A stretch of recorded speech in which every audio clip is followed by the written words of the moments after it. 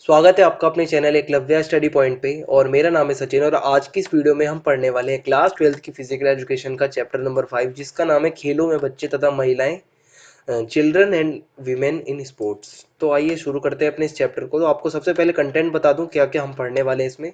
तो सबसे पहले हम इंग्लिश में देखते हैं। सबसे पहले हम पढ़ेंगे motor development and factors affecting it, और उसके बाद exercise guidelines at different stages of growth and development, और उसके बाद common postural deformities, knock knee, flat foot और round shoulders, lordosis, kyphosis, bow legs and scoliosis and their corrective measures, and उसके बाद sports participation of women in India. अगर हम बात करें हिंदी में तो हम पढ़ेंगे गामक विकास, उसको प्रभावित करने वाले कारक क्या क्या हैं वो पढ़ेंगे। वृद्धि एवं विकास के विभिन्न चरणों में व्यायाम के दिशा निर्देश पढ़ेंगे, और सामान्य मुद्रा विकार पढ़ेंगे जैसे कि घुटनों का टकराना, समतल तलवे, गोलाकार कंधे, खोखली पीठ, चक्राकार पीठ, धनुषाकार टांगे, मेरुदंड का एक और मुड़ना, और सुधारक इसके लिए उपाय क्या हो सकते हैं। और भारत में महिलाओं की खेलकूद में भागीदारी के बारे में पढ़ने वाले। तो आइए स्टार्ट करते हैं। आज का हमारा सबसे पहला जो टॉपिक है वो है गामक विकास, जिसको हम कहते हैं मोटर डेवलपमेंट। तो गामक विकास का मतलब क्या होता है? इसका मतलब होता है कि जो शिशु होता है, जो छोटा बेबी होता है, उसकी अस्थियां यानी कि जो उसकी बोन्स होती हैं, शिशु की अस्थियां तथा उसकी मांसपेशियां जो उसकी मसल्स होती हैं, उनके विकास के कारण उनकी शारीरिक गतिविधियों को करने की क्षमता को गामक विकास कहते हैं। मान लो अगर उनकी हड्डियों का विकास होता है तो वो मतलब और ज्यादा काम कर पाएंगे, उनके मांसपेशियों मसल्स का विकास होगा तो वो और ज्यादा काम कर पाएंगे। ठीक है, आगे हम समझेंगे। तो शिशु की जो अस्थियां होती हैं और जो मांसपेशियां होती हैं यानी कि बोन्स एंड जो मसल्स होती हैं, उनके डेवलपमेंट के कारण जब उनकी फिजिकल एक्टिविटीज करने की अगर जो ये एबिलिटी बढ़ती है तो उसको हम क्या कहते हैं? गामक विकास, जिसको हम मोटर डेवलपमेंट के नाम से जानते हैं। अब गामक विकास जो होता है वो दो प्रकार का होता है, two types of motor development. पहला होता है सूक्ष्म गामक विकास यानी कि जो छोटे लेवल का होता है। दूसरा होता है स्थूल गामक विकास जो कि बड़े लेवल का होता है। अब कैसे होता है ये विकास, आइए देखते हैं, आपको समझ में आ जाएगा। सबसे पहले आपको मैं समझाता हूँ सूक्ष्म गामक विकास के बारे में, यानी कि हमारी हड्डी, जो शिशु होते हैं उनकी हड्डी और मांसपेशियों का जो विकास होता है जिसके कारण वो बहुत सारी अपनी शारीरिक गतिविधियां कर पाते हैं। तो इसमें से सूक्ष्म में जैसे छोटी मांसपेशियों का विकास होता है, जो छोटी छोटी मसल्स होती हैं, जैसे शिशु की उंगलियां, उनकी आंख, कान, ठीक है, इनका विकास होना। जैसे कि उंगलियों का विकास होगा तो शिशु लिखना सीखेगा, ड्राइंग करना सीखेगा, अपने क्लोथ्स पे बटन लगाना सीखेगा। ठीक है, तो ये सारा आता है हमारा सूक्ष्म गामक विकास में। अगर हम बात करें स्थूल गामक विकास, यानी कि इसमें बड़े लेवल का डेवलपमेंट होगा। हमारी जो शिशु जो हमारा होता है, बेबी होता है, उसके बड़ी मांसपेशियों का विकास होगा। जैसे कि बैठना सीखेगा अगर कोई बेबी है, दौड़ना सीखेगा, चलना सीखेगा, चढ़ना सीखेगा किसी दीवार पे या कहीं पे, कूदना सीखेगा। तो ये सब क्या है? बड़ी मांसपेशियों का विकास है। उंगलियां और ये सब क्या होता है? ये छोटी मांसपेशियां होती हैं। तो इनका विकास जो होता है ये दो प्रकार से, हम इस प्रकार से इसको हम डिवाइड करते हैं। तो देख लीजिए, ये हमारा सूक्ष्म गामक विकास में आ जाएगा आपका, और ये आप कह सकते हैं कि स्थूल गामक विकास में आ जाएगा। अब हम बच्चों में गामक विकास देखते हैं। ठीक है, तो जो 2 से 6 साल तक के बच्चे होते हैं, यानी कि जो अर्ली चाइल्डहुड का टाइम होता है, ठीक है, इसमें क्या होता है कि बहुत तेजी से गामक विकास होता है, और बच्चे इसमें दौड़ना, कूदना और चीजों को फेंकना सीखते हैं। ठीक है, और उसके बाद जो मध्य बाल अवस्था होती है, ठीक है, जो हमारी जो मिडल हमारा चाइल्डहुड होता है, जो कि 7 से 10 साल तक का होता है, इसमें क्या होता है, जो कोई भी बच्चा होता है उसकी सेम एज का जो बच्चा होता है उसके साथ वो कंपटीशन करने लगता है। बच्चों में कंपटीशन की भावना जो है वो जागने लगती है। और उसके बाद लंबी कूद लगाना, लॉन्ग जंप्स, कोऑर्डिनेशन को सीखने लगता है जो भी बच्चा होता है, और जो स्पीड से जुड़ी हुई जितनी भी चीजें होती हैं स्पीड से करने लगता है फिर बच्चा इस एज में। ठीक है, तो ये हमारा मध्य बाल अवस्था के दौरान ये इस प्रकार से विकास होता है। अर्ली चाइल्डहुड में क्या होता है कि बच्चा दौड़ना, कूदना और फेंकना सीखने लगता है, और जब 7 से 10 साल की उम्र में बच्चा आता है तो क्या होता है, वो लंबी लंबी कूद लगाना, कोऑर्डिनेशन उसका अच्छा हो जाता है, स्पीड अच्छी हो जाती है। उसकी बराबर एज के जो बच्चे होते हैं उसके साथ फिर बच्चा वो कंपटीशन करने लग जाता है। ठीक है, तो इस प्रकार से जो बच्चों में गामक विकास होता है वो हमारा दो प्रकार से इसमें हम देख सकते हैं। उसके बाद एक हमारा टाइम आता है जिसको हम लेटर चाइल्डहुड कहते हैं। ठीक है, 8 से 12 साल। इसमें क्या होता है, हमारी जो लैंगिक मैच्योरिटी आने लगती है। ठीक है, जिसको हम कह सकते हैं सेक्सुअल में जो है हमारी मैच्योरिटी आने लगती है। बच्चा जो होता है वो दौड़ना भी सीख जाता है, कूदना भी सीख जाता है अच्छे से, जो गुणात्मक और संख्यात्मक रणनीतियां होती हैं उनकी, ठीक है, उनका भी डेवलपमेंट होने लग जाता है। बच्चा बहुत अच्छा उसमें मतलब जो उसका माइंड होता है उसका भी डेवलपमेंट अच्छे से होने लग जाता है। साथ ही साथ जो उसके मतलब जो हम कह सकते हैं जो लैंगिक जो हमारे जो भी मतलब शिशु से जब हम आगे जब हम बढ़ते जाते हैं, जब हम चाइल्डहुड को क्रॉस करते हैं, जब हम अपनी किशोरावस्था में प्रवेश करते हैं, ठीक है, हमारे जननांगों का विकास होने लगता है, तो ये सब इसमें आ जाएगा, लैंगिक मैच्योरिटी आने लगती है। अगला टॉपिक है बच्चों में गामक विकास को प्रभावित करने वाले कारक। ये जो गामक विकास होता है ये हर बच्चे में किस प्रकार से होता है, इसके कारक क्या है, ठीक है, फैक्टर्स। पहला होता है मुद्रा विकार, दूसरा है वातावरण, तीसरा है पोषण, चौथा है मोटापा, पांचवा है अवसर और उसके बाद है आनुवांशिक। आइए इसको एक एक करके देखते हैं। सबसे पहले होता है मुद्रा विकार। मुद्रा विकार क्यों एक कारक है, आपको बताता हूं। देखो, अगर किसी बच्चे को आसन से जुड़ी कोई समस्या हो, जैसे कि रीढ़ की हड्डी का उसका टेढ़ापन हो जाए, ठीक है, बचपन से, या घुटने के जो घुटने होते हैं वो मिले हुए हों, कईयों के ऐसे घुटने होते हैं ना जो मिल जाते हैं, तो ऐसे में बच्चे का गामक विकास अच्छे से नहीं हो पाता, उसका गामक विकास रुक जाता है, उसकी अस्थियों का और उसके मसल्स का विकास कहीं ना कहीं रुक जाता है, जिससे वो बहुत सारी उसकी एबिलिटी कम हो जाती है। दूसरा होता है वातावरण, ठीक है, आसपास का वातावरण कैसा है। देखो, बच्चे के गामक विकास को वातावरण भी प्रभावित करता है, अफेक्ट करता है। अगर बच्चे का परिवार जो है ठीक ढंग से ना बात करता हो बच्चे से, ठीक है, और मतलब बच्चे को अगर सब चीज अच्छे से ना सिखाता हो, तो ऐसे में बच्चे का विकास भी अच्छे से नहीं हो पाएगा। बच्चे को अपने परिवार से भी बहुत सारी चीजें सीखने को मिलती है जिससे उसका विकास होता है। तीसरा होता है पोषण, न्यूट्रिशन, कितना उसको बच्चे को अच्छे से पोषण मिलता है। तो किसी भी बच्चे को जो होता है उसका जो विकास होता है उसके पालन पोषण पर तो बहुत ज्यादा निर्भर करता है। जैसा उसका बच्चे का पालन पोषण होता है वैसा ही उसका विकास भी होता है। तो अगर बच्चे को पौष्टिक खाना मिलता है, आपको पता है हमारे देश में बहुत ज्यादा गरीबी होती है, और बहुत ज्यादा जो गरीब लोगों के जो बच्चे होते हैं उनको पौष्टिक खाना नहीं मिल पाता, जो कि एक अमीर घर के बच्चे को या मिडिल क्लास घर के बच्चे को मिल जाता है, वहीं एक गरीब घर के बच्चे को पौष्टिक खाना नहीं मिल पाता, तो उसका पोषण ढंग से नहीं हो पाता, इस वजह से उसका गामक विकास भी रुक जाता है। तो अगर बच्चे को पोषण ढंग से मिले, पौष्टिक खाना मिले डेली खाने में, तो उसको क्या होगा, उसका गामक विकास तेजी से होगा। अगला होता है मोटापा। अब ये जो मोटापा होता है, मोटापा कैसे अफेक्ट करता है ये देखते हैं। कि अगर किसी बच्चे का वजन बहुत ज्यादा है, ठीक है, बहुत ज्यादा वजन है, तो मोटापे में क्या होता है, अगर बच्चा ज्यादा मोटा होता है तो वो बच्चा एक तो आलसी ज्यादा हो जाता है, फिजिकल एक्टिविटीज ज्यादा नहीं करता, जो प्रोग्राम्स होते हैं फिजिकल एक्टिविटी के उसमें इंटरेस्ट नहीं लेता, मोटापा ज्यादा होता है क्योंकि उसका, तो इससे उसका विकास भी कहीं ना कहीं रुक जाता है। अगला जो हमारा टॉपिक है वो है वृद्धि एवं विकास की विभिन्न अवस्थाओं के अनुसार व्यायाम के लिए सुझाव। यानी कि वृद्धि और विकास की जो अलग अलग अवस्थाएं होती हैं, अलग अलग डिफरेंट एज होती हैं, उसमें कैसा व्यायाम यानी कि कैसी एक्सरसाइज लोगों को करनी चाहिए। तो सबसे पहली जो हमारी अवस्था होती है उसको हम कहते हैं शैशवावस्था, जो कि 1 साल से 2 साल तक रहती है, इसको इन्फेंसी भी कहते हैं। इसमें क्या होता है, जो शिशु होता है, छोटा बेबी होता है, उसकी हड्डियां काफी सॉफ्ट होती हैं, मुलायम कोमल होती हैं, इसलिए शिशु को हल्के व्यायाम कराने चाहिए, जैसे कि बैठाना, शिशु को रेंगना, ये करवा सकते हैं। और अपने शरीर का बैलेंस बनाना, जैसे बच्चे खड़े होते गिर जाते हैं ना, तो ऐसे ही उनको सिखाना चाहिए कि अपने शरीर का बैलेंस बनाए रखें, तो ये एक्सरसाइज हो सकती है। अगली जो एज ग्रुप है जो हम देख सकते हैं बाल्यावस्था, जो कि 3 से 11 साल तक रहती है। इसमें क्या होता है, जो हम व्यायाम जो एक्सरसाइज होती है मीडियम लेवल का करवा सकते हैं, कम से कम 1 घंटा डेली करना चाहिए। ऐसे खेल खेलने चाहिए जो कि हमारी मसल्स को, मांसपेशियों को, हड्डियों को मजबूत करें, जैसे कि रस्सी कूदना, ठीक है, पार्क में दौड़ लगा ली, कभी फुटबॉल खेल लिया, ये हो जाता है। तैराकी करना, स्विमिंग काफी ज्यादा मतलब बेनिफिशियल होती है इस एज में, और इन सबसे बच्चा फिट रहता है। तो ये हमें बस सजेशंस देने हैं कि हम इस एज से इस एज तक जो कोई अगर होता है तो उसको कैसी एक्सरसाइज करनी चाहिए। अगला जो हमारा होता है किशोर अवस्था, आप सब जानते होंगे, आप सब किशोर अवस्था से गुजर रहे हैं। 12 से 18 साल इसकी एज होती है, ठीक है, जो 12 से 18 साल के बीच में किशोर अवस्था होती है, एडोलसेंस जिसको हम कहते हैं। इसमें हमें डेली 1 घंटा एक्सरसाइज करनी ही चाहिए, जिससे हमारा शरीर खुला रहे। फुटबॉल खेल सकते हैं, स्विमिंग कर सकते हैं, कोई भी और भी खेल खेल सकते हैं, बास्केटबॉल खेल सकते हैं, फुटबॉल खेल सकते हैं। इससे क्या होगा, बॉडी फिट रहेगी और हम जो है हेल्दी रहेंगे। अगली अवस्था होती है युवा अवस्था, ठीक है, इसको हम कहते हैं 19 साल से 40 साल तक रहती है। युवा अवस्था में क्या होता है, हम साइकिलिंग हमें ज्यादा से ज्यादा करनी चाहिए, कराटे, जिम ज्वाइन कर लेना चाहिए हमें। 19 साल के बाद यानी कि जिम ज्वाइन करना सही रहता है। हॉकी, फुटबॉल, बास्केटबॉल जैसे गेम्स खेल सकते हैं हम। रस्सी कूदना काफी अच्छा रहता है, दीवार पर चढ़ना, माउंटेन क्लाइंबिंग भी आप सीख सकते हैं, रस्सी कस्सी सॉरी जो रस्सा कस्सी होती है, ठीक है, वो भी हम खेल सकते हैं, वॉलीबॉल खेल सकते हैं। तो इन सबसे हम फिट रहेंगे, कहीं ना कहीं एक्सरसाइज हमारी होती रहेगी। अगला जो होता है उसको हम कहते हैं प्रौढ़ावस्था, एडल्टहुड। ये जो होता है 41 से 65 साल तक होता है, मतलब बुढ़ापे से पहले का जो होता है। इसमें क्या होता है, 41 से 65 साल तक का जो भी व्यक्ति होता है वो प्रौढ़ावस्था में आता है। इसमें हमें तेज गति की चाल यानी कि तेज तेज चलना, सुबह सुबह साइकिलिंग करना, ये सब आ सकता है एक्सरसाइज में, दौड़ भाग करना थोड़ी बहुत, ठीक है, वजन उठाना, ये हो जाएगा, तैराकी करना, ठीक है।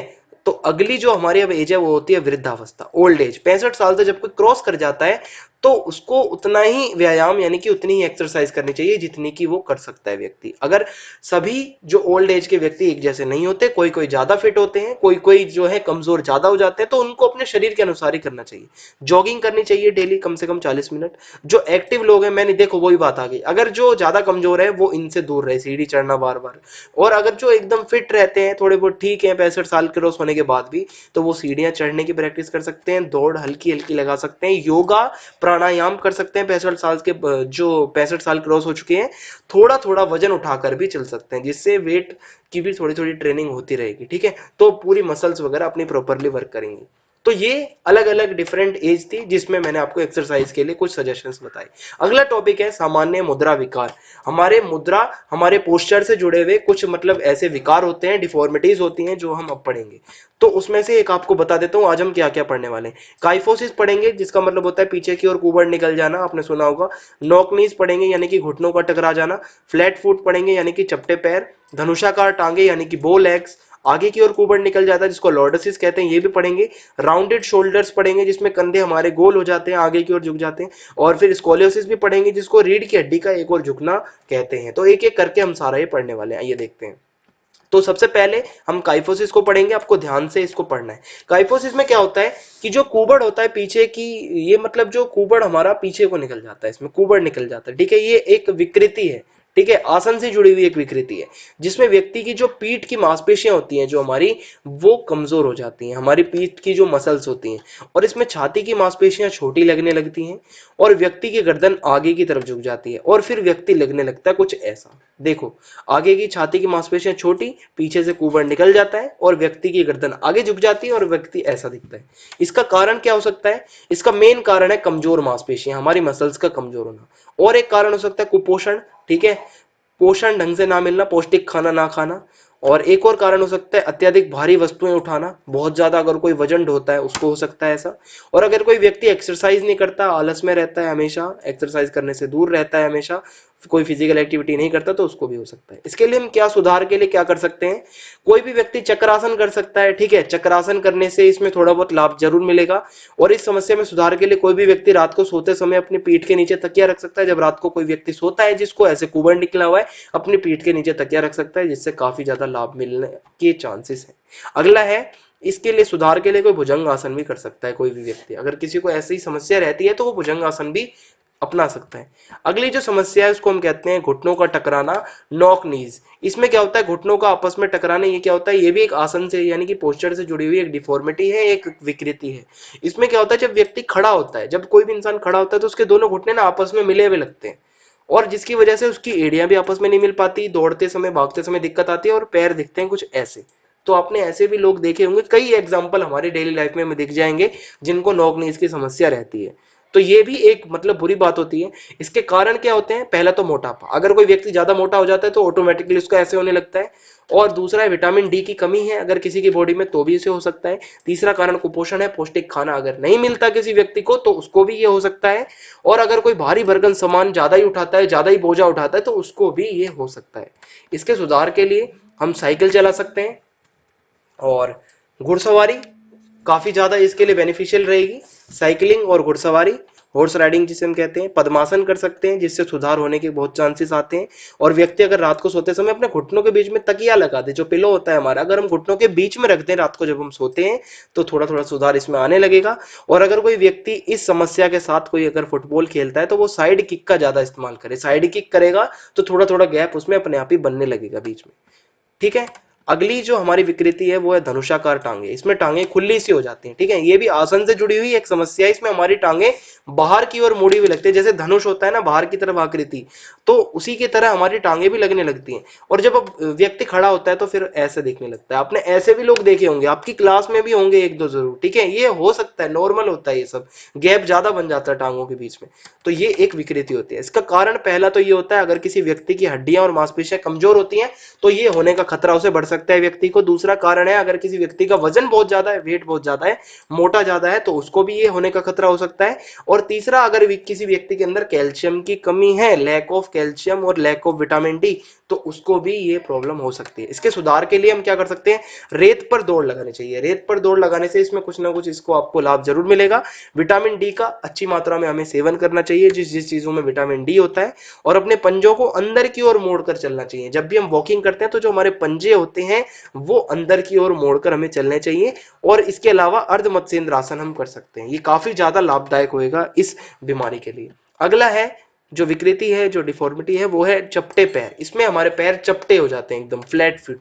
इसमें क्या होता है कि जिस भी व्यक्ति के पैर चपटे होते हैं उसको एक तो पैरों में बहुत ज्यादा दर्द रहने लगता है इस समस्या के बाद, और चलते समय और खड़े होते समय ये दर्द और ज्यादा बढ़ सकता है। ज्यादा दूरी तक अगर कोई व्यक्ति चलता है तो उसको पैरों में दर्द होने लगता है, और अगर पैरों को अगर गीला करके उन्हें फर्श पर रखा जाए तो पूरे पैर के निशान फर्श पर दिखने लगते हैं। नॉर्मली हम जब देखते हैं तो एक पैर जो होता है वो कुछ ऐसे मुड़ा हुआ सा होता है, ये सही सा नहीं बनाया मैंने, लेकिन जो चपटा पैर होता है उसमें पूरे पैर के निशान आते हैं ऐसे ही चपटे।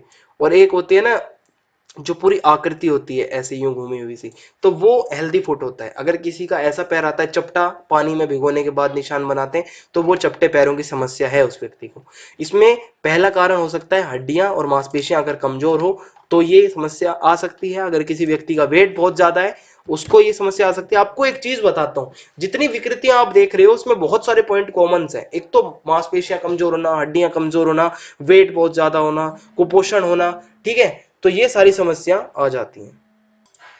कुपोषण में क्या होता है, अगर पौष्टिक खाना नहीं मिलता तो उसको भी ये समस्या हो सकती है व्यक्ति को। अगर किसी व्यक्ति के जूते पहनने का ढंग गलत है, जूते सही नहीं है, ढंग से नहीं पहनता अगर कोई व्यक्ति जूता, तो उसको भी चपटे पैर की समस्या रह सकती है। इसके सुधार के लिए व्यक्ति रेत पर दौड़ लगा सकता है। व्यक्ति कोई जिसको भी समस्या है वो एड़ी पर ज्यादा से ज्यादा चले, एड़ी पे ज्यादा अपना वजन डाले, और रस्सी कूद काफी ज्यादा फायदेमंद रहेगा। पंजों पर कूदना ये भी ज्यादा बेनिफिशियल रहेगा। और जूतों में रबड़ के आर्टिफिशियल एंगल का प्रयोग कर सकता है व्यक्ति, जिसको भी ये समस्या रहती है। जूतों में रबड़ के आर्टिफिशियल एंगल भी आते हैं बने हुए वैसे ही, ठीक है, जैसे मैं आपको बता रहा था इस तरीके से आकृति में, तो वो उससे भी काफी ज्यादा हेल्प मिलेगी। अगला है आगे की ओर कूबड़। इसमें क्या होता है, कूबड़ हमारा आगे की ओर निकल आता है। हड्डियों का झुकाव जो होता है हमारा, पीठ की हड्डियों का झुकाव आगे की तरफ आने लगता है। शारीरिक आकार में जो हमारा शरीर का आकार होता है, शेप होता है, उसमें बहुत ज्यादा चेंज हो जाता है, ठीक है, और विकृति ये आने लगती है, डिफॉर्मिटी होने लगती है, खड़े होने में भी दिक्कत होने लगती है, इसके बाद चलने में भी परेशानी होने लगती है, और व्यक्ति फिर दिखता है कुछ इस तरीके से, कुबड़ आगे की ओर निकल जाता है। नॉर्मल जो हमारी रीढ़ की हड्डी होती है, कुबड़ होता है वो ऐसा रहता है, लेकिन कुबड़ जब आगे की ओर निकल जाता है तो हड्डी ऐसे आ जाती है, आगे की ओर झुकाव आ जाता है। समझ गए आप? और इसका कारण असंतुलित आहार, संतुलित खाना ना खाना, बैलेंस डाइट ना लेना, एक्सरसाइज अगर कोई नहीं करता तो हो सकता है, मांसपेशियों का अगर ढंग से विकास ना हो, डेवलपमेंट ना हो मसल्स का तो हो सकता है, और मोटापा, ये तो कारण है ही है। इसके सुधार के लिए हम टो टचिंग वाला व्यायाम कर सकते हैं। जब हम खड़े होकर अपने अंगूठे को टच करते हैं ना, टो टचिंग, वो कर सकते हैं। सिटअप्स लगा सकते हैं हम, ठीक है, उठक बैठक कर सकते हैं, और पीठ के बल लेटकर सर तथा टांगों को एक साथ ऊपर उठा सकते हैं। आपको दिखाता हूँ इस तरीके से, ठीक है, सर तथा टांगों को ऊपर उठाना, ये बहुत ज्यादा बेनिफिट देगा इस समस्या में। अगला जो है वो है रीढ़ की हड्डी का एक और झुकना, जिसको हम स्कोलियोसिस कहते हैं। ये समस्या बहुत ज्यादा गंभीर मानी जाती है। इसमें एक कंधा हमारा ऊपर हो जाता है, एक कंधा नीचे आ जाता है, और हमारा एक कूल्हा ऊपर एक कूल्हा नीचे आ जाता है, हमारे जो हिप होते हैं। शरीर का वजन एक पैर पर ज्यादा आने लगता है, और शरीर सीधा ना होकर एक और झुका हुआ दिखने लगता है। फोटो से आपको समझ में आ जाएगा। देखो, कंधा एक ऊपर एक नीचे, एक कूल्हा ऊपर एक कूल्हा नीचे, ठीक है, और इस तरीके से पूरा बैलेंस बिगड़ जाता है, और बहुत ज्यादा फिर समस्याओं का सामना करना पड़ता है। इसके कारण हो सकते हैं जोड़ों से जुड़ा हुआ रोग। अगर किसी को जोड़ों से जुड़ा हुआ कोई भी रोग होता है, कोई बीमारी होती है जोड़ों से जुड़ी हुई, तो भी उस व्यक्ति को ये हो सकता है। टांगों का अगर ढंग से विकास ना हो किसी व्यक्ति का तो हो सकता है। और अगर हम एक कंधे पर बहुत ज्यादा वजन उठाते हैं, हमारा एक कंधा नीचे झुक सकता है, दूसरा ऊपर आ सकता है, अगर हम ज्यादा समय तक ज्यादा वजन उठाते हैं एक कंधे पर। और अगर हमारी मसल्स और जो हमारी तंत्रिकाएं होती है, नर्वस सिस्टम होता है, उसमें अगर कोई हमें बर्थ के टाइम, जन्म के टाइम कोई समस्या आ जाए तो भी ये हो सकता है। इसके सुधार के लिए हम क्या कर सकते हैं, अपोजिट डायरेक्शन में, जिस साइड कंधा उठा हुआ है, ठीक है, या जिस साइड कंधा नीचे है उसके अपोजिट साइड के हम व्यायाम कर सकते हैं, अपोजिट साइड वजन डाल सकते हैं। लटकने वाले व्यायाम काफी ज्यादा बेनिफिट देंगे। स्विमिंग कर सकते हैं, बहुत ज्यादा बेनिफिशियल होगी। कोई पोल को, खंबे को पकड़ के शरीर को लेफ्ट राइट घुमा सकते हैं, इसमें भी हमारे शरीर को बहुत ज्यादा मदद मिलेगी। अगला जो डिफॉर्मिटीज हैं, अगली डिफॉर्मिटी वो है गोल कंधे, राउंडेड शोल्डर्स। इसमें क्या होता है, कंधे जो है गोल तथा आगे की ओर झुके हुए दिखने लगते हैं, हमारे कंधे गोल से दिखने लगते हैं और आगे की ओर झुक से जाते हैं हम। और इसमें क्या होता है, इसका कारण पहला होता है अनुवांशिक। अगर किसी के घर में किसी के पिता को, किसी के दादा को ऐसी समस्या रही हो तो हो सकता है आने वाली पीढ़ी को, किसी एक बच्चे को वैसा हो जाए। और कंधों का अगर कोई व्यायाम नहीं करता, कंधों से शोल्डर से जुड़ी हुई एक्सरसाइज नहीं करता तो उसको हो सकता है ऐसा। अगर कोई झुककर चलता है बहुत ज्यादा तो उसके कंधे भी आगे की ओर झुके हुए दिखने लगते हैं। तो ये इसके मेन रीजंस हैं। और सुधार के लिए हम रस्सी पर लटक सकते हैं या किसी पोल पर, बेंच प्रेस जो एक्सरसाइज होती है वो कर सकते हैं, चक्रासन इसके लिए कर सकते हैं, और कंधे और कोहनियों को क्लॉकवाइज घुमाना, ठीक है, फिर उसको अपोजिट घुमाना, ठीक है। जब हम नॉर्मली एक्सरसाइज शुरू करते हैं, जब हम वार्म अप करते हैं, अपने कंधे और कोहनियों को घुमाते हैं क्लॉकवाइज आगे, सेम वही प्रोसेस आप इसमें कर सकते हैं। और बेंच प्रेस में आप ये कर सकते हैं। ये करने से बहुत ज्यादा मदद मिलेगी अगर किसी के कंधे आगे की ओर झुके हुए हैं, ठीक है। तो अगला जो हमारा टॉपिक है वो है भारत में महिलाओं की खेलकूद में भागीदारी, ठीक है। जो भारत के अंदर जो विमेन्स रही हैं उनको खेल कूद में कैसे उनकी एंट्री हुई, शुरू में क्या होता था और आज कैसा है, तो आइए देखते हैं। सबसे पहले आपको बता दूं, प्राचीन काल से इसको उचित नहीं समझा जाता था। जो हमारे एंशियंट टाइम की बात करें तो जो विमेन्स होती हैं उनको स्पोर्ट्स में ज्यादा मतलब आना अच्छा नहीं समझा जाता था। और जो पुरुष प्रधान समाज होता था, ठीक है, मेल डोमिनेंट जो है हमारी सोसाइटी है, और पुरुषों को ही स्पोर्ट्स में ज्यादा मतलब जाने के लिए प्रोत्साहित किया जाता है। शुरू से ही महिलाओं को सिर्फ घर तक सीमित रखा जाता है, रोटी बनाना, खाना बनाना और घर के कामों तक चार दीवारी के अंदर ही रखा जाता था। शुरू से महिलाओं को कमजोर समझा जाता था, जबकि स्पोर्ट्स को बहुत ज्यादा शक्तिशाली लोगों का खेल समझा जाता था और महिलाओं को उसके लिए कमजोर समझा जाता था। भारतीय समाज की ये सबसे बड़ी गलत मानसिकता रही है, जिसकी वजह से महिलाएं शुरू से नहीं आ पाई खेलकूद में। महिलाओं को खेलकूद में आने में समय लगा। और ये कैसे हो पाया, आजादी के बाद जब हमारा देश आजाद हुआ तो हमारे संविधान में सभी को बराबर जो है अधिकार दिए गए, मेल्स फीमेल्स दोनों को बराबर अधिकार दिए गए। और उसके बाद बदलते समय में जैसे जैसे टाइम चेंज हुआ, महिलाओं ने, विमेन्स ने भी स्पोर्ट्स में जो है भाग लेना शुरू किया, हिस्सा लेना शुरू किया।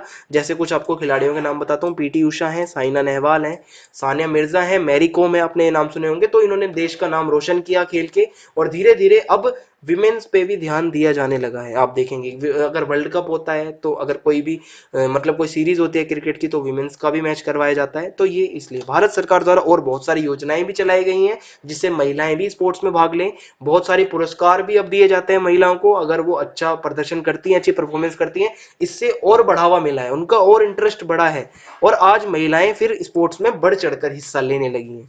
तो ये आपको इस टॉपिक में बताना था। हमारा चैप्टर यहाँ पे समाप्त होता है। ई बुक हमारी अभी प्रोसेस में है, जब बन जाएगी हम आपको बता देंगे, जिसमें से मोस्ट इंपोर्टेंट क्वेश्चंस आते हैं आपके एग्जाम में। और आप चैनल को सब्सक्राइब जरूर कर दें और बेल आइकन दबा दें ताकि आने वाले वीडियोस के अपडेट आपको मिलते रहे। और कमेंट बॉक्स में आपको बताना है वीडियो आपको कैसी लगी। जय हिंद, जय भारत, धन्यवाद।